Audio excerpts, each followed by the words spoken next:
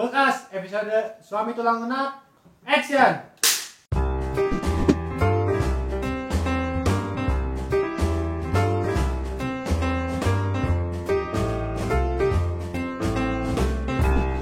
Assalamualaikum warahmatullahi wabarakatuh. Waalaikumsalam warahmatullahi wabarakatuh.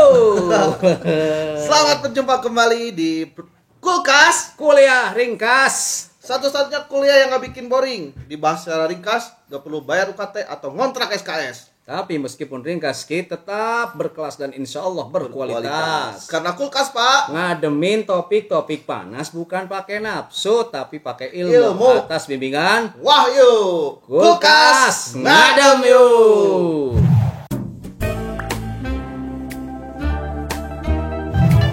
Tema kita hari ini, Pak, Ya, Pak.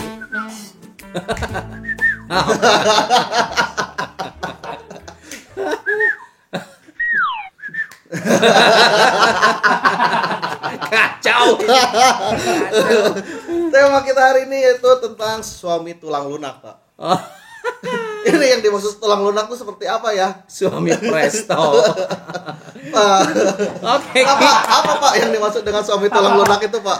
Ini tuh istilah anak-anak alay, Ki. Oh, anak-anak alay, Pak. Kamu tahu alay nggak?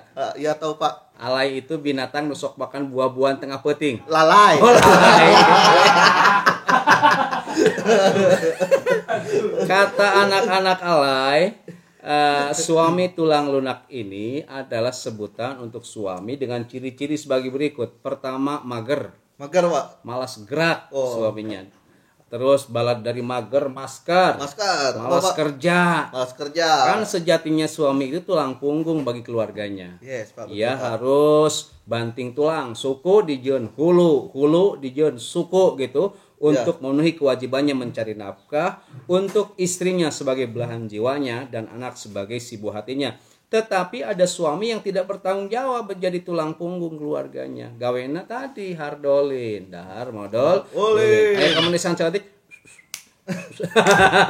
Nama ya, Pak. Nama. Terus ngusep. Musep. Ngadu hayam. Ayam. Dua, Ki. Suami tulang lunak itu suami yang rea omong gede rahul. Jadi kalau kerja malas tapi giliran ngomong semua tahu. Sebut, Pak ya. Isu politik tahu, isu ekonomi tahu, sampai harga cengek tahu kalau ngobrol. Tapi dia tidak tahu kewajiban dia sebagai suami harus kasih nafkah. Lalu suami tulang lunak itu suami yang fatalistik. Yang fatalistik itu selalu bersembunyi di belakang takdir. Saya nggak kerja karena takdirnya seperti ini gitu. Dan suami tulang lunak tuh suami yang menyuruh istrinya untuk bekerja padahal dia pengacara. Pengangguran Banyak acara. acara. Dan satu lagi, suami tulang lunak tuh kalau punya rezeki, punya duit, yang disenangkan bukan anak istrinya tapi orang lain. Oh, iya. Kamu jangan-jangan Guys, seperti itu. ngumpul, guys. Minum-minum yuk, guys. Ngopi you guys. Kopi, guys. Hari pamajikan dia mah ribu. Kita ngurus manuk, ribu. Nah, Pak, untuk suami yang balas bekerja nih, Pak. Bagaimana pandangan Islam menyikapi hal ini, Pak? Oke, pahami, Ki. Suami itu memiliki kewajiban untuk memberi nafkah. Ya. Tempo lalu kita pernah mengkajinya. Satu, suami itu wajib ngasih nafkah lahiriah seperti makan, minum, dan kebutuhan kuliner lain. Kedua, suami itu memiliki kewajiban memberi nafkah batiniah seperti cinta, kasih sayang, kebutuhan seksual. Wajib ini kebutuhan mu'nah ya. Ini kebutuhan tak terduga seperti biaya pengobatan, kemudian biaya sosial dan biaya-biaya perhiasan misalnya kosmetik istri. Kemudian suami itu harus memenuhi nafkah kiswah. Jadi memenuhi kebutuhan istri dalam berpakaian dan juga memenuhi nafkah maskanah tempat tinggal. Nah, nih bila suami tidak melakukan kewajiban terhadap istrinya seperti yang disebutkan tadi, maka kata Rasulullah, kafa bil mar'i isman ayyudayyi'a mayyaqutu. Kata Rasul, seorang cukup dikatakan berdosa jika ia melalaikan orang yang wajib ia beri nafkah. Dosa kalau suami mager, dosa kalau suami malas bekerja, dosa kalau suami misalnya tidak bertanggung jawab untuk memberikan nafkah kepada istrinya. Kan disebut di Quran surah Al-Baqarah ayat 223, wa 'alal mauludi lahu rizquhunna wa kiswatuhunna bil ma'ruf. Kewajiban seorang suami itu adalah memberi makan dan pakaian kepada istrinya dengan cara yang baik. baik, yang halal. Dan itu bisa dilakukan kan ketika kita bekerja. Iya. Gitu. Ya mungkin realitas sekarang ya ada juga mungkin ya yang seperti itu Pak ya. Banyak Pak ya. Banyak yang seperti itu. Istrinya disuruh bekerja, dia malah nyantai. Dia mau pakai motor ninja aja jemput panggil.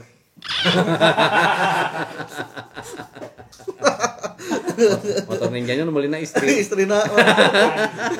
Diganggu istrina. Padahal nama tim jemput we unggul. Nah, Pak, berikut ciri suami tulang lunak itu gitu, Pak. Mereka kadang suka bersembunyi atau menyerah pada takdir gitu, Pak ya. Kadang-kadang tawakal saja ya udahlah gitu ya. Nah, Nggak bisa gitu. Jadi pada saat malas bekerja lalu bersembunyi di belakang takdir, saya mah takdirnya udah seperti ini. Nggak gitu. Bisa. Di Quran surah Ar-Ra'd ayat 11 Allah menegaskan, "Innallaha la yughayyiru ma biqaumin hatta yughayyiru ma bi anfusihim." Allah itu tidak akan merubah nasib suatu kaum kecuali kaum itu sendiri merubah nasibnya.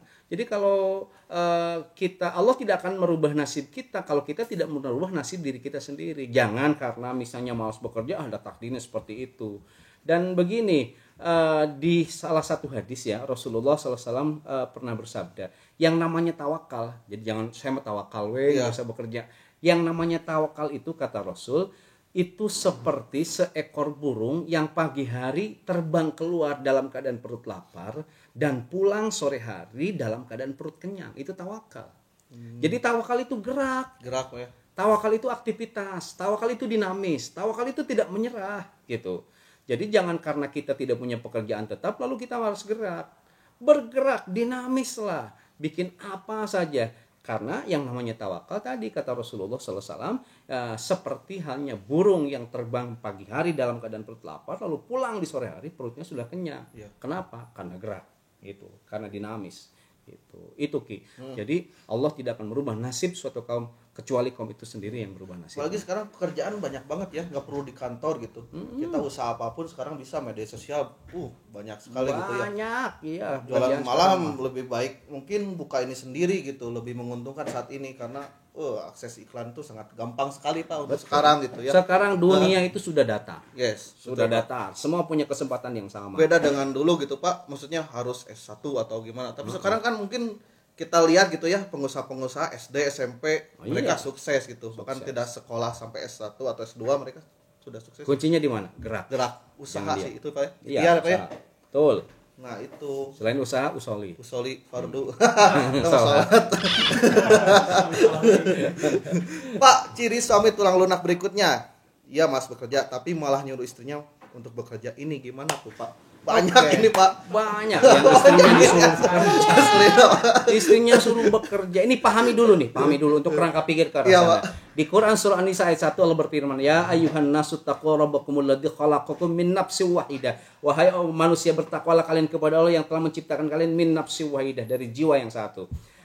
Wa khalaqa minha zawjaha wa basa minhuma rijalan katsiran wa nisaa. Dan dari jiwa yang satu itu diciptakan oleh Allah pasangannya, kemudian berkembang biak adalah diciptakan laki-laki dan perempuan. Jadi maksud ayat ini begini, seorang istri itu kan diciptakan dari seorang laki-laki. Dijelaskan dalam hadis, banyaklah diantaranya di hadis yang diriwayatkan oleh Imam Muslim, bahwa seorang perempuan itu diciptakan oleh Allah dari tulang rusuk laki-laki. Tulang rusuk itu bengkok. Jika dia diberi beban yang berat bisa patah. Tapi kalau dibiarkan begitu saja akan tetap bengkok. Nah, jadi begini, kalau ada suami malas bekerja dan nyuruh istrinya untuk bekerja, itu sama dengan dia membebani istrinya dari tulang rusuk menjadi tulang punggung. Istri itu tulang rusuk itu mitra. Jangan disuruh istri bekerja. Kalau nyuruh istri bekerja sama dengan menjadikan dia sebagai tulang punggung dalam rumah tangga. Suami itu harus bekerja Ki, seperti itu. Tapi kalau istrinya mau bekerja gimana tuh Pak? Itu tidak masalah. Tidak masalah kalau istrinya mau bekerja, tapi suaminya juga harus bekerja. Ya, bekerja bantu. Gitu. Hanya sekedar membantu-bantu. Itu enggak masalah. Enggak masalah Pak ya. Ya. Jadi pahami kata An-Nisa ayat 1 tadi dan hadis riwayat Muslim bahwa perempuan itu diciptakan dari tulang rusuk laki-laki. Sebagai tulang rusuk, perempuan itu mitra. Dan jangan dijadikan tulang punggung. Bagaimanapun tulang punggung itu adalah suami. Suami Pak. Dan ingat, pahami juga, istri juga bukan diciptakan dari tulang kaki. Hingga kita bebas menginjak-injak harkat martabat istri. Istri juga bukan diciptakan dari tulang kepala hingga kita harus takut sama istri. Jangan. Bukan dari tulang kepala. Wah, musyrik takut sama istri. Ya. Istri itu diciptakan dari apa, Ki? Tulang rusuk. Tulang rusuk, Pak. Ya, bukan dari tulang kaki hingga bisa Iya. menghinanya, bukan dari tulang kepala kita hingga harus takut yang teramat sangat. Tulang rusuk itu mitra. Jadi kalau ada suami nyuruh istrinya kerja, Ya. itu berarti sama dengan dia membebani istri. Khawatir kalau terlalu banyak beban, tulang rusuk itu nggak kuat, patah nanti. Ya. Biarlah suami yang bekerja pergi paling pagi pulang pagi, Pak ya. Iya, berarti siripan itu disebut PPTRB. Oh, Para Pak. pencali tulang rusuk bengkok.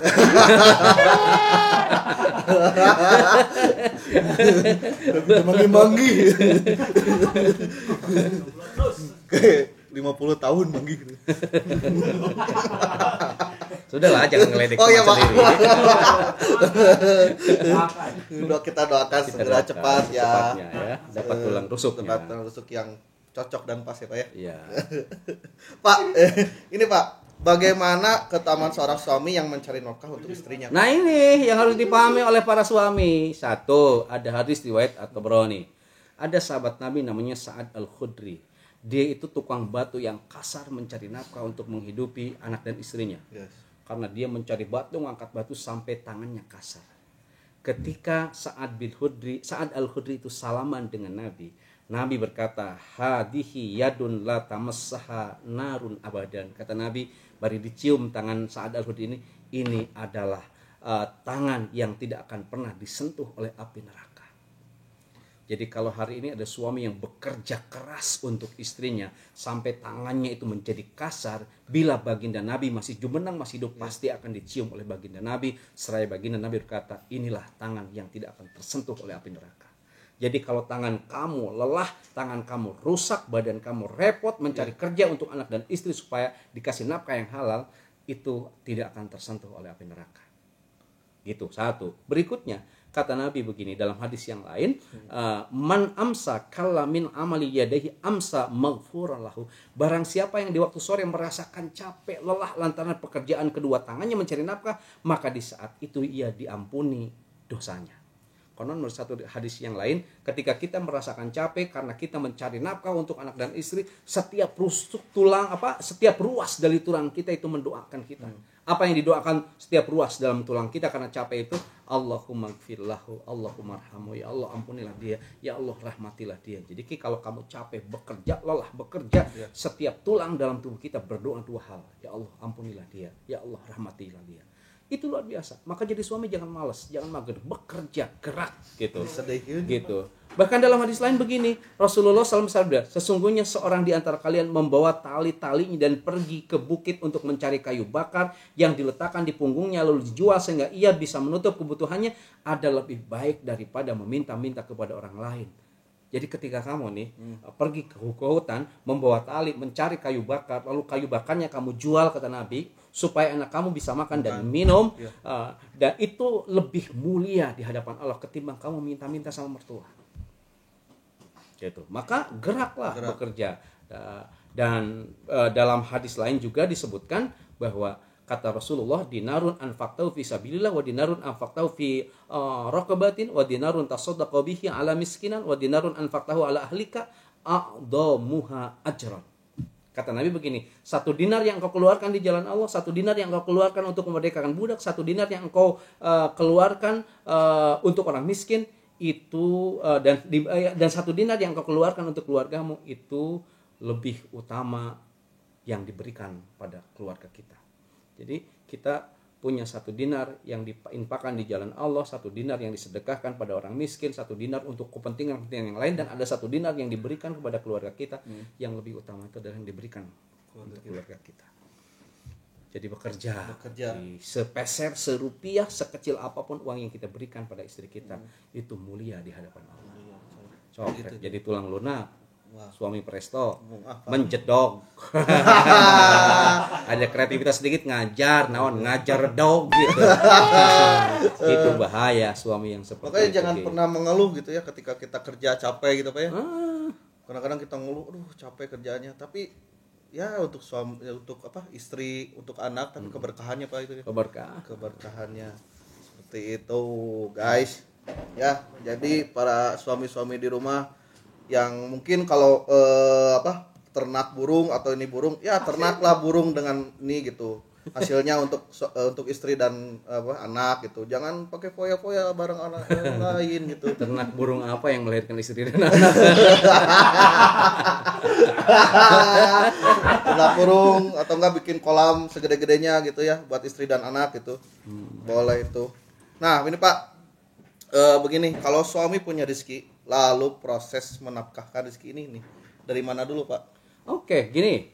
Jadi tadi kan kita bicara suami presto. Ya. Suami tulang lunak tuh kalau punya duit, dia bukan dipakai nyenengin anak istri. Ya, itu Pak. Tapi dipakai nongkrong sama teman-temannya, Yes, Pak. show up bahwa dia banyak duit, Minum-minum gitu, Pak. Minum-minum. Wah. Kalau punya rezeki, nih kata Rasulullah Shallallahu Alaihi Wasallam, mulailah dari dirimu sendiri, sedekahkanlah untuk dirimu, selebihnya dari itu untuk keluarga dan untuk keluargamu, istrimu, selebih dari itu untuk kerabat dekatmu, selebih dari itu untuk tujuan ini itu yang ada di hadapanmu. Jadi memang ketika punya rezeki kita keluarga terdekat dulu, istri dulu dan anak dulu. Jadi kalau kita punya uang, punya rezeki, mau jalan-jalan jangan dulu ngajak jalan teman. Istri Ajak sama dulu anak. istri dan anak-anak kita. Kemana jalan-jalannya Ki? Ke mall Pak. Mall ya. Mending sekarang diingkat, kemarin makanya ke Indomaret sama Alfamart Alfamart. Pak. Bawa dulu.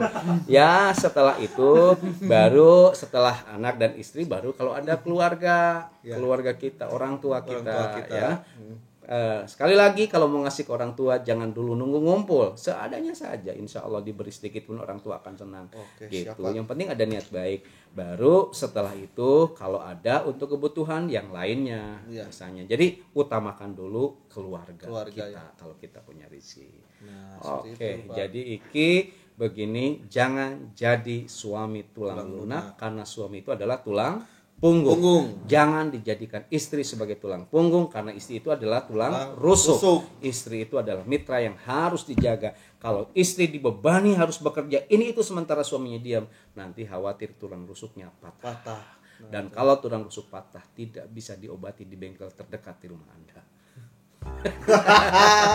Kalau mau enak makan bakso rusuk.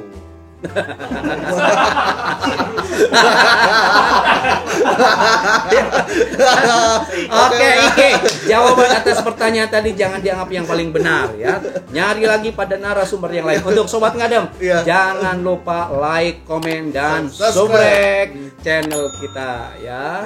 Di mana Ki? Di kulkas. Kuliah ringkas. Satu-satunya kuliah yang nggak bikin boring. Dibahas secara ringkas, nggak perlu bayar UKT atau ngontrak SKS. Pak. Tapi meskipun ringkas, insya Allah berkelas dan berkualitas. Karena kulkas Pak. Ngademin topik-topik panas bukan pakai nafsu, tapi pakai ilmu atas bimbingan Wahyu. Kulkas Ngadem Ngadem yuk. Assalamualaikum warahmatullahi wabarakatuh.